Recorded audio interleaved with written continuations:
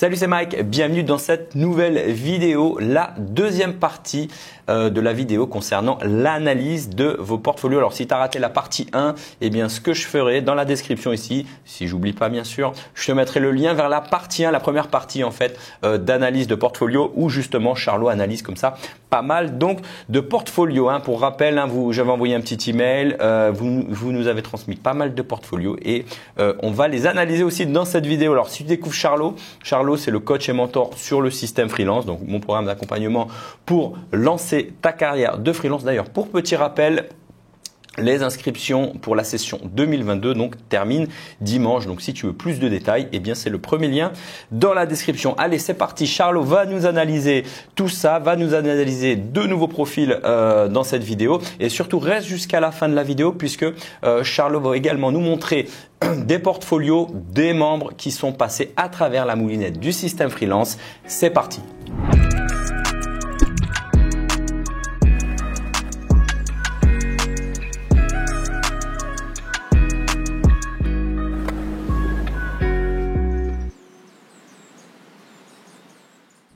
On passe à Karim. Alors, ça c'est cool. Cet effet-là est sympa. Il y a un parti pris cool. Et puis tu vois, on va avoir front-end maintenant. Est-ce que je vais regarder tout jusqu'à la fin? Je ne sais pas. On a encore quelque chose ici. Alors, on a une interface qui a de la gueule. On n'a pas désolé, je fais des comparaisons. Mais on n'a pas l'ordinateur portable un peu comme ça qu'on voit assez souvent. Ou ça qui est assez banque d'images. Alors je fais des comparaisons et vous allez me dire c'est vache. Ou là on a encore un peu le truc, mais c'est pas grave, c'est pas la première image. Ici on a un setup qui a un peu de la gueule, qui est pas le setup de Monsieur Tout le Monde, donc il y a un côté qui fait très pro. Maintenant moi j'aimerais bien voir Karim, j'aimerais bien te voir toi. Alors on va retourner à l'accueil. C'est un peu complexe, c'est ça le truc, c'est que si on n'a pas scrollé, en fait il n'y a pas de menu et quand il n'y a pas de menu on peut pas naviguer. Ici, j'ai l'impression que tu as fait ça peut-être à la main, tu t'es un peu amusé à mettre des effets. Je vais regarder un peu qu'est-ce qu'on a derrière. On a du React, ok, j'imagine, et du Bootstrap. Là, c'est pas la peine de centrer les titres si tout le reste est ferré à gauche. Je vais vous montrer, et ça c'est valable pour tout le monde, un traitement. Alors d'abord, je vais vous montrer ce qui va pas. Qu'est-ce qui va pas ici? Il y a trop d'effets qui m'empêchent de lire en fait, ok. On a un truc. En fait, il y a trop de trucs, Karim. Votre CV, ça c'est valable pour Karim, c'est valable pour tout le monde. Votre portfolio, j'ai dit tout à l'heure, si vous voulez vous rembobiner un petit peu, j'ai dit à quoi ça servait. À quoi ça sert pas un portfolio? Et ça, c'est ce que tout le monde oublie. Tout le monde oublie. Et moi, j'ai fait la connerie pendant plusieurs années. Et c'est ce que aujourd'hui. C'est ce sur quoi je travaille principalement quand on bosse sur le portfolio avec les clients du système freelance ou ceux qui viennent me voir en coaching spécialement. À quoi ne sert pas un portfolio? Un portfolio, ça ne sert pas à faire des expérimentations. Un portfolio, c'est pas un laboratoire. Un portfolio, il n'a qu'un seul objectif, c'est de donner aux gens l'envie de vous parler. Il n'est pas là pour démontrer tout le panel de vos compétences d'animation, jQuery, JavaScript, React et votre façon d'utiliser Bootstrap, Strapi, Ruby ou je ne sais quoi. L'objectif de votre portfolio, ce n'est pas de faire de l'expérimentation ou de faire une démonstration de toutes vos compétences. Donc, il y a des choses qui fonctionnent et le problème, c'est que quand ça ne fonctionne pas tout à fait, le problème avec les effets, je vais appeler ça un effet, c'est que si c'est pas maîtrisé, et on va voir en quoi c'est pas maîtrisé, ça va enlever de la valeur plutôt qu'en rajouter. Donc on pense qu'on en rajoutait, c'est bien, mais pas toujours. Saint-Exupéry disait, la perfection, c'est pas quand il n'y a plus rien à rajouter, c'est quand il n'y a plus rien à enlever. Donc on va essayer d'aller au plus simple. Il vaut mieux quelque chose de très simple et de très maîtrisé que quelque chose de compliqué, pas maîtrisé. Alors pourquoi c'est pas maîtrisé? C'est pas maîtrisé parce que là, vous voyez cette bulle-là, la React, elle va clignoter pendant que je lis. J'ai énormément de texte à lire là. C'est difficile de lire tout ce texte-là. Et pendant que j'essaie de lire, j'ai ces trucs-là qui bougent et qui vont en fait appeler mon œil. Et donc mon cerveau, il est obligé de faire un effort. Mes yeux, ils partent dans tous les sens et mon cerveau est obligé de faire un effort, me mettre des œillères, hop, comme ça, pour lire le texte. La lisibilité, c'est super important. il faut que ce soit facile à lire. Qu'est-ce que c'est que la lisibilité? C'est pas quand c'est lisible, c'est quand j'ai envie de le lire. Donc donnez-moi envie de le lire, facilitez-moi l'accès à la lecture. Qu'est-ce qui va pas ici? Aussi, alors tu vas me dire, Karim, tu vas me dire, tu vas loin, tu vas loin, tu vas loin. Le titre, en gros, mettez tout à gauche. Si vous centrez, mettez tout à gauche. Pour ça, on va tout mettre à gauche parce qu'il y a beaucoup de texte. Le problème avec ce beaucoup de texte, c'est que les phrases, les lignes sont trop longues. Ça, c'est valable pour tout le monde. Qu'est-ce qu'on va faire? On va vouloir utiliser, je vais sortir mon petit outil, on va vouloir utiliser globalement, la bonne lisibilité, c'est entre 45 et 75 caractères par ligne. Donc, vous voyez, donc là, on va aller regarder ça. Moi, j'ai un petit outil exprès. Et forcément, bah, je le donne, je sais plus si je l'ai déjà donné, mais je le donne pour ceux qui bossent avec moi. Et sinon, on le mettra en comment, mais il faut le retrouver. C'était sur CSS Tricks. On va enlever ça. Alors, le problème ici, c'est que donc on a des phrases qui se coupent, en gros, qui font le double de ce qu'elles devraient faire. Donc, qu'est-ce qu'on peut faire pour faire en sorte d'avoir que 45 à 75 caractères par ligne? Bah déjà, on peut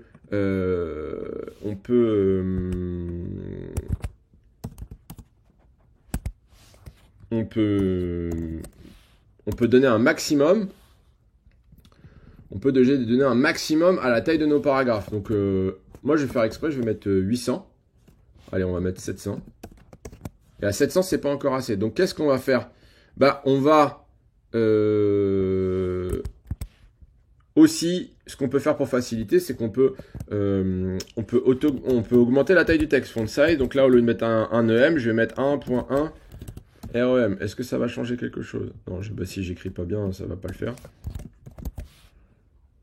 1.1, 1.2, un peu plus gros. Voilà. Donc là, comme j'ai augmenté la taille de mon texte, qu'est-ce qu'on va faire? On va augmenter la line 8. Moi, j'aime bien bosser avec au moins 1.6. Voilà. Là, on a 1.8. Ça,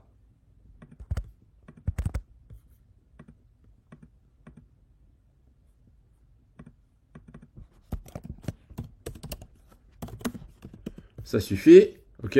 Et maintenant, on va essayer d'enlever. Bah, je peux pas. On va essayer d'enlever. Si je sais comment je vais faire. On va faire ça. Là, en fait, pour garder les effets, ce qu'on va faire, on va minimiser les effets. Donc, on va mettre un blanc. Voilà.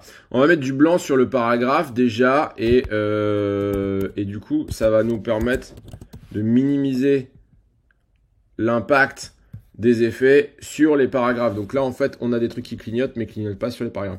Et ici, du coup, on va avoir quelque chose. Ce qu'on va faire, c'est qu'on va faire un avant-après. Hein. Avant, on a ça. Après, on a ça. Et moi, je pense que c'est beaucoup, beaucoup plus lisible. Vous voyez, on a les paragraphes qui se détachent bien les uns des autres. Et voilà. Alors, cool, Karim, de les langues anglais, français, arabe, berbère. Super. Cool, chiméraire. Et le truc, c'est que est-ce que c'est vraiment la chose la plus importante pour ce qu'on va venir chercher chez toi? Ça peut être intéressant peut-être après. Là, les photos de saut, parapente, machin.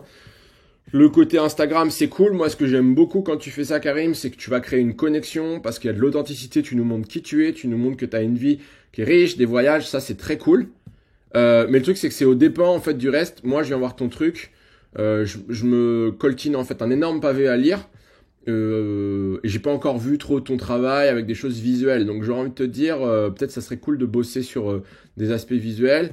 Donc là, il faut cliquer pour aller voir les compétences. J'ai déjà dit tout à l'heure les variables. Juste mettre les noms et les icônes, ça peut le faire. Bon, bah là, pareil, tout ce que j'ai montré juste avant au niveau du traitement du texte, ça peut être intéressant. On a encore une fois une utilisation de Bootstrap, on va dire maison, et ça gagnerait en fait à être simplifié, aller voir un peu des design patterns ailleurs. Voilà. Et ouais, ton portfolio, il arrive là. Ouais, il faut encore aller cliquer pour. Ça marche pas en fait. Tu vois, il y a que la petite carotte là où il faut. Waouh, il faut cliquer sur la carotte pour ensuite voir le projet. Et là, c'est illisible. Ça, c'est illisible. Voilà. Alors, j'ai bien bourriné, mais voilà. Alors, bah Jerry, je vais aller vite. Moi, je trouve que c'est ce que tu as fait, c'est simple et efficace. J'aime bien. Là, même si tu as fait ça à la main, il y a un truc très personnel. On a en fait à quoi ce que tu vises à faire, et tu dis j'aide les entreprises à réaliser leurs besoins en termes de logiciels. Alors réaliser leurs besoins en termes de logiciels, c'est juste un petit peu vaste. Je pense que ça pourrait être précisé. Au niveau du portfolio, j'en ai déjà parlé. Ça fonctionne. En termes de, ok, mais au fait, qui suis-je vraiment? Ça, c'est sympa. On a quelque chose de court, simple et efficace. Alors, on a peut-être en fait trop d'espace. Moi, j'adore l'espace. J'adore vraiment créer, donner de la fraîcheur entre les sections. Là, on a peut-être trop d'espace. Ça manque de travaux, hein. Ah bah non, les travaux ils sont là. Mais je mettrai plus de place aux travaux en fait. Et pour éviter qu'on ait à cliquer. Alors, Chris, donc là tu as un call to action, c'est télécharger mon CV. Bah cool. Mais en même temps, pourquoi pas mettre ton téléchargement de CV à la fin? Parce que là en fait, le premier call to action tu me dis ça va être ça. Donc moi je vais pas regarder ton portfolio, je vais cliquer là-dessus. Je l'ai déjà dit tout à l'heure, mais ce serait cool de voir une photo de toi ou un truc plus personnel, parce que ça c'est de la banque d'images avec le MacBook dans les tours, à moins que ce soit ton bureau, mais je pense que c'est de la banque d'images. Ici, la photo, elle est étirée, et donc je pense que ce serait mieux d'avoir une photo plus resserrée, voilà. Peut-être même, est-ce que c'est une vraie photo? Est-ce que tu as fait un montage? Je sais pas, ou il y a juste un effet flou de l'iPhone? Voilà. Beaucoup de texte comme ça, blanc sur noir, c'est un peu difficile à lire, donc je ferai un peu l'inverse. Là, dans les technos, c'est des détails, hein, mais apportez du soin quand vous faites ça. Là, on a des logos transparents, des logos pas transparents. Si vous voulez être développeur, vous êtes développeur front-end, ben, un petit peu de soin quand même. Là, on a des choses où ne sont pas toujours espacées. C'est la base quand même de faire des petits trucs assez clean en CSS. Là, il n'y a pas de difficulté, il faut juste y prendre le temps. Mettre un peu plus d'espace au-dessus et en dessous. Voilà. Au niveau du portfolio en tant que tel, les exemples, on a toujours la même chose que ce que j'ai dit déjà, donc à regarder. Mais ça, c'est pas mal d'avoir mis les technos utilisés. Ici, pas la peine d'écrire en capital. En général, quand on écrit en capital, c'est un peu comme si on vous criait dans les oreilles. Et donc, c'est pas la peine. Voilà. Capital, c'est bien pour faire... mettre quelque chose en avant comme ça, juste un petit morceau. Mais si vous parlez toujours comme ça en capital, c'est un petit peu fatigant. Donc on peut écrire en minuscule. Et voilà. Après c'est cool. Tu nous montres voilà création de start-up. Peut-être un peu éclairer l'image, mais bien tu nous partages des choses plus avancées. Alors Nice, j'ai déjà fait des commentaires sur ça que je trouve particulièrement élégant. Voilà, donc cool. On voit ta photo derrière. J'ai l'impression que tu m'as l'air super jeune. Et quand je voyais ça, je m'attendais à avoir quelqu'un de peut-être un âge plus avancé. Alors peut-être que je me trompe. Je sais pas du tout quel âge t'as. Hein. Mais voilà. Pourquoi t'as du lorem ipsum là et là et là et là et là et là et là et là et là. Je pense que c'est pas la peine. Voilà. On va retrouver ici les trucs de pourcentage. Avec Python 10%, WordPress 30%. Peut-être qu'il y a une autre manière de présenter ça. Ça c'est illisible. Alors c'est du lorem ipsum, mais c'est illisible. C'est le gris sur noir, c'est illisible. Lorem ipsum, lorem ipsum, lorem ipsum. Donc cool. Bah si tu mets que du lorem ipsum, enlève-le en fait tout simplement. Là, on a ton parcours, c'est sympa. Ce que j'ai pu réaliser jusqu'ici, là, on a un problème avec les images, donc je peux pas dire grand-chose. Ça, quand vous mettez des nombres, qui roulent. Là, prix reçu, si tu en as 0, ça sert à rien de le mettre. Client satisfait 1, ça sert à rien de le mettre. Mettez pas ça. Mettez client satisfait quand vous en avez 10 ou 12.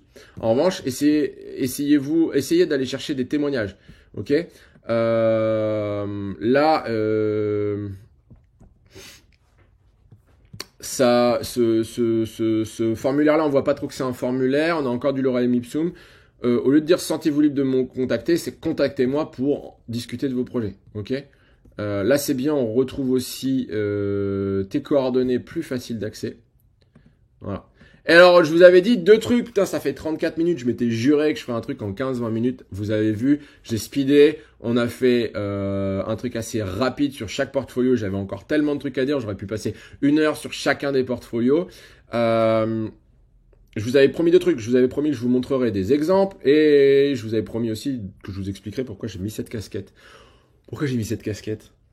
Bah, c'était un peu pour incarner le fait que cette casquette, une casquette comme ça, vous en avez pas vu 15 000. Et c'était pour vous dire, alors c'est pas parce que vous avez une casquette rouge qu'on a du caractère et de la personnalité, mais au moins cette casquette, quand vous regardez cette casquette, pas moi, hein, bah, elle sort du rang, elle sort du lot. Il y a peu de chances que vous en ayez vu une autre comme ça, ou peut-être une fois. Et en ça, c'était un petit peu pour incarner cette idée que votre portfolio, il est là aussi pour être authentique. Montrez-vous, vous. Tous les portfolios ont leur personnalité. C'est l'occasion, j'ai dit que c'était pas l'occasion de faire un laboratoire et des expériences, mais c'est l'occasion de vous montrer vous. Et ce que je retrouve dans la plupart des portfolios qu'on a vus aujourd'hui, c'est qu'il y a de l'authenticité. On vous voit au travers des portfolios. Pour peu qu'on prenne le temps et qu'on ait l'énergie d'aller chercher les informations que vous avez disséminées. Donc je pense que faciliter les choses pour qu'on vous voit vous, mais il y a plein de bonnes choses à ce niveau-là. N'hésitez pas à être vous-même. Voilà, simplement, il y a des choses intéressantes à faire, à prendre des bonnes, ce qu'on appelle des design patterns. Il y a des choses qui fonctionnent, donc ça sert à rien de réinventer la roue. Et c'est pour ça que je vais vous montrer deux portfolios de deux personnes qui ont été clientes du système freelance, avec qui j'ai eu la chance de travailler aussi après le système freelance. Donc on a eu le temps de bosser sur pas mal de choses, mais ce que je voudrais que vous puissiez voir, c'est ce qu'on va pouvoir faire quand on prend le temps de s'occuper de son portfolio. Le premier, c'est le portfolio de Site. Site, il est développeur JavaScript et il y a tout un monde entre le portfolio que vous avez aujourd'hui sur les yeux et le portfolio qu'il avait au début du travail qu'on a fait ensemble. Donc le Site, il a fait vraiment un super boulot. Vous voyez ici, on a une photo. Ici, on a une photo de Site avec, on voit ses yeux, on le voit lui, et on a un site qui est tout à fait personnel. Je vais rafraîchir la page pour que vous voyez en fait qu'il y a quand même des effets assez chics. Voilà. Et on va aller charger, son portfolio, tac, tac, tac, tac, tac, et on a quelque chose d'élégant. Je passe rapidement dessus. Ici, on a Alexandre, et d'ailleurs, je vous salue tous les deux, les gars, Site, Alex. Merci aussi de m'avoir autorisé à partager vos portfolios. C'est vraiment cool de pouvoir montrer ça. Et voilà, donc là, on a le portfolio d'Alex. On voit Alex, regard vraiment dans l'objectif. Il nous regarde dans les yeux et ça crée de la confiance. Il a rien à cacher. Voilà, il a de l'allure et en même temps, il est naturel. Et ça, c'est vraiment cool. C'est rassurant, c'est authentique et on adore. Voilà, on a un beau traitement typographique ici avec un parti pris qu'on a déjà vu un petit peu, je crois, chez Jerry. Voilà, quelque chose d'assez frais, mais en même temps distingué, maîtrisé. Il en fait pas trop. Et ici, on a compris à qui on avait affaire. Ok. Ensuite, on va trouver ces projets, donc qui ont beaucoup plus de place, d'accord, qui présentent un peu de quoi il s'agit, les technos utilisés, et on a des beaux visuels qui sont bien mis en avant. Pareil chez Site, hein, on va voir chez Site à chaque fois. Le nom du projet, plusieurs captures d'écran et les technos utilisés. Okay. Ici, on a toutes les technos utilisées et on va trouver aussi des témoignages. Et ça contribue aussi à être rassurant. Voilà. Tac, je vais mettre en grand pour vous dire au revoir. Et il y a encore des trucs étendus ici. J'avais tellement de linge à sécher que j'ai dû fourrer des trucs ici. C'est pas grave. Ce que je voudrais vous dire pour terminer, et je l'ai dit tout à l'heure, mais c'est important, votre portfolio, c'est un prétexte.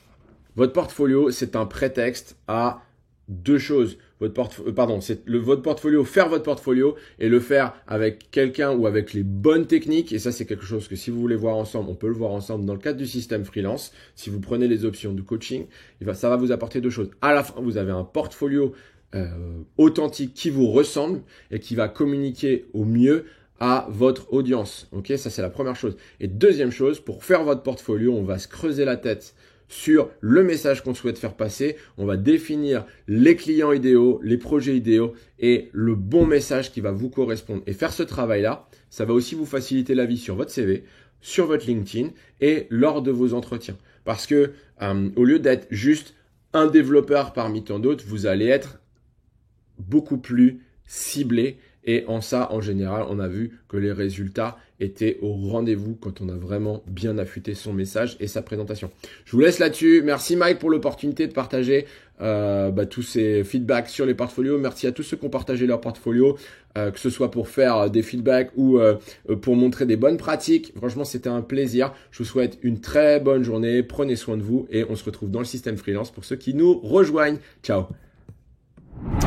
Alors merci à Charlot de nous avoir fait cette analyse de portfolio. D'ailleurs, n'hésite pas à mettre en commentaire si tu as un avis sur la question. Tu peux même partager ton portfolio. Comme ça, peut-être les membres de la communauté sur YouTube pourront éventuellement te faire des retours. En tout cas, merci à Charlot. Charlot, pour rappel, qui est coach sur le système freelance. Alors, je te rappelle dans les grandes lignes ce que c'est que le système freelance. Eh bien, c'est mon programme d'accompagnement pour développer ta carrière de freelance. Le but, développer une carrière de freelance stable et surtout rentable. C'est quoi concrètement le système freelance? Eh bien, c'est un programme d'accompagnement avant tout pour lancer ta carrière de freelance où tu as bien sûr un accès à vie à tous les modules de la formation ainsi que les mises à jour, des groupes de travail et pour justement que tu puisses élaborer ton projet de freelance en équipe, histoire de ne pas rester tout seul. C'est aussi un accès à la team. C'est mon forum privé. Bien sûr, tu peux poser des questions. J'y réponds chaque semaine en vidéo. C'est-à-dire, je sais pas, tu as une question sur un sujet particulier, comment on facture, je sais pas, enfin peu importe la question concernant le freelancing, tu la poses sur la team et moi chaque semaine, je prends vos questions et j'y réponds en vidéo. Voilà. Et puis pour ceux qui souhaitent aussi être accompagnés un petit peu plus individuellement, qui ont besoin comme ça d'un petit coup de boost, qui ont besoin vraiment d'être accompagnés chaque semaine, eh bien on peut aussi t'accompagner pendant 3 mois. Donc c'est-à-dire que ça va être un accompagnement avec Charlot et aussi avec moi. Donc à tous les deux, on a plus de peut-être cumulé plus de 20 ans d'expérience dans le freelancing. Donc du coup, on peut t'accompagner individuellement. Jusqu'à pendant 3 mois en fait. 3 mois, c'est la durée à laquelle on estime. Enfin, c'est la durée. On estime qu'il faut en gros 3 mois pour faire en fait cette transition dans de bonnes conditions. Bref, si tu souhaites plus d'informations, eh bien je te mets un lien dans la description. Désolé, je suis un peu malade. Donc je te mets tout le détail du programme dans la description. Petit rappel, ça termine dimanche. La première session 2022 termine dimanche. On ne sait pas encore quand est-ce que ça va rouvrir. Donc je te laisse jeter un coup d'œil et je te dis à bientôt pour une prochaine vidéo. Ciao.